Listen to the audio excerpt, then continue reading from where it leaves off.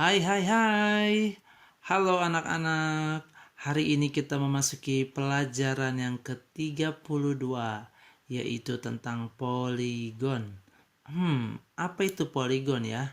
Yuk kita sama-sama pelajari. Modul dalam video ini sudah Bapak Mario beri tanda kuning. Jadi akan sangat mudah untuk kita pelajari. Perhatikan ya. Di dalam matematika, sebuah bidang disebut sebagai sebuah permukaan datar yang tidak memiliki batas. Jadi kalau ada permukaan datar dan tidak memiliki batas, itu kita sebut sebagai sebuah bidang. Bayangkan ya, jika ada sebuah lapangan basket yang terluas di dunia. Nah, itulah sebuah bidang. Nah, kita dapat membuat bangun datar pada sebuah bidang. Bangun datarnya apa anak-anak? Segitiga, persegi panjang, lingkaran, dan lain-lain. Sebenarnya masih ada bangun-bangun datar yang lainnya. Nah, bangun datar tersebut kita sebut sebagai poligon. Oh, ternyata poligon adalah segi banyak bangun datar yang memiliki sisi banyak. Artinya, suatu bangun datar yang dibentuk oleh gabungan segmen garis yang melingkupi atau menutup suatu bagian dari bidang. Mari kita lihat contohnya. Nah, berikut ini adalah contoh dari poligon. Jadi anak-anak mudah ya untuk memahami tentang poligon, yaitu bangun segi banyak. Segmen garis yang membentuk setiap bangun datar di atas disebut sebagai sisi. Jadi ini sisi anak-anaknya, ada 1, 2, 3. Kalau ini sisinya ada 1, 2, 3, 4, 5, 6. Kalau ini ada 8. Perhatikan ya, dua segmen garis yang bertemu kita sebut sebagai titik sudut dan membentuk suatu sudut. Nah, ini sudut ada 1, 2, 3. Sebuah poligon memiliki 3 sisi atau lebih dan jumlah titik sudut yang dimiliki oleh sebuah poligon sama dengan jumlah sisi yang dimilikinya. Kalau ini segitiga, berarti memiliki 3 buah sudut. 1, 2, 3. Kalau ini segi 6, memiliki 6 buah titik sudut. 1, 2, 3, 4, 5, 6. Begitu juga dengan yang ini. Ada 8 titik sudut. Mudah bukan anak-anak? Kita lanjut ya.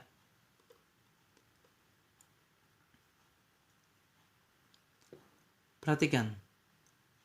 Bentuk-bentuk berikut bukanlah merupakan poligon. Yang ini bukan poligon ya anak-anak. Yang ini bukan, yang ini bukan. Mengapa? Karena yang ini segmen garisnya tidak menutup. Seharusnya dia sampai di sini. Kalau yang ini tidak membentuk sudut. Ini bukan sudut ya. Kalau yang ini bukan bidang datar. Jadi kalau poligon itu harus bidang datar. Ini bidang yang memiliki volume. Kita lanjut. Poligon diberi nama sesuai dengan jumlah sisi yang dimilikinya. Nah, berikut contoh nama-nama poligon. Pertama, segitiga memiliki 3 buah sisi. Lalu segi 4 memiliki 4 buah sisi. Segi 5 kita sebut sebagai pentagon. Dan untuk segi 6 kita sebut sebagai heksagon. Bangun yang memiliki 7 buah sisi kita sebut sebagai heptagon. Untuk bangun yang memiliki 8 sisi kita sebut sebagai oktagon. Untuk 9 sisi nonagon. Dan yang terakhir 10 sisi disebut dekagon.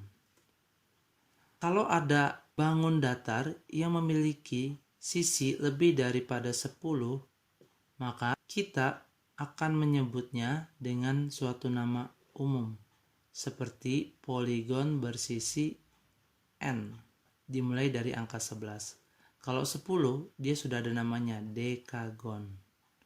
Kalau 15 berarti poligon bersisi 15. Jadi itu untuk nama poligon yang memiliki sisi lebih dari 10. Contoh soal, berapa sisi yang dimiliki poligon di samping? Kita hitung ya, 1, 2, 3, 4, 5, 6, 7, 8. Ada 8 sisi, maka kita menyebutnya sebagai oktagon. Berikutnya, manakah di antara semua bangun datar di bawah yang bukan merupakan poligon? Kalau yang ini, segmen garisnya menutup ya. Jadi ini poligon. Kalau ini, bagian sini tidak membentuk sudut. Berarti ini bukan poligon.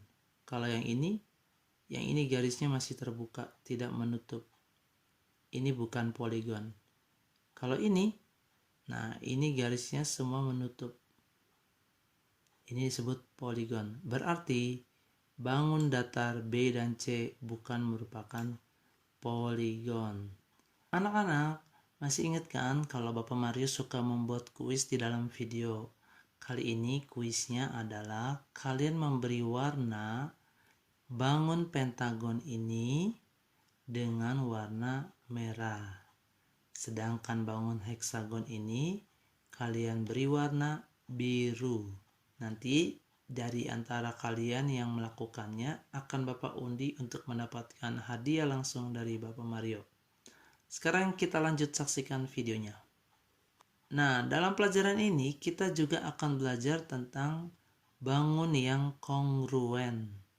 Bangun yang kongruen adalah dua buah bangun yang memiliki bentuk dan ukuran sisi yang sama, meskipun posisinya berbeda-beda. Kalau bentuk dan ukuran sisinya sama, itu kita sebut sebagai kongruen. Di sini ada 4 buah segitiga. Posisinya berbeda-beda ya anak-anak, tetapi karena bentuk dan panjang sisinya sama, maka kita bisa mengatakan keempat segitiga ini adalah segitiga yang kongruen. Contoh, manakah di antara semua bangun datar di bawah ini yang nampak merupakan bangun datar yang kongruen? Kita lihat ya. Yang ini terlalu kecil ya. Ini juga miring. Kita melihat bahwa A dan C itu sama. Hanya posisinya saja yang berbeda. Berarti kita bisa simpulkan A dan C adalah bangun datar yang kongruen. Selain itu, dalam modul ini kalian juga akan belajar tentang bangun datar yang sebangun. Berbeda dengan kongruen, kalau bangun datar yang sebangun, bangun datar tersebut memiliki bentuk dan besar sudut yang sama, tetapi panjang sisi-sisinya berbeda. Hanya bentuk dan besar sudutnya sama, tapi panjang sisi yang ini dan ini berbeda. Ini disebut sebangun. Tetapi kalau bentuknya sama, panjangnya sama, itu kongruen. Manakah di antara semua segitiga di bawah yang merupakan segitiga yang sebangun? Kita lihat bentuknya yang sama yang mana anak-anak? Ini sama ini berbeda ya. Oh, ini sama ini sama. Hanya ukurannya berbeda. Berarti ini dan ini sebangun. Kesimpulannya, B dan C adalah segitiga yang sebangun. Demikian materi hari ini, sangat mudah ya. Ini latihan buat kalian. Perhatikan baik-baik karena nanti ada soal yang berwarna. Kalau di modul kalian hitam putih. Nah, Bapak akan tunjukkan soal yang memiliki warna, yaitu ada di pekerjaan rumah. Nah, ini dia nomor 3. Ya, perhatikan baik-baik gambar ini. Jadi kalian jawab sesuai dengan warna yang ada di dalam video. Nah, selanjutnya perhatikan bola ini ya.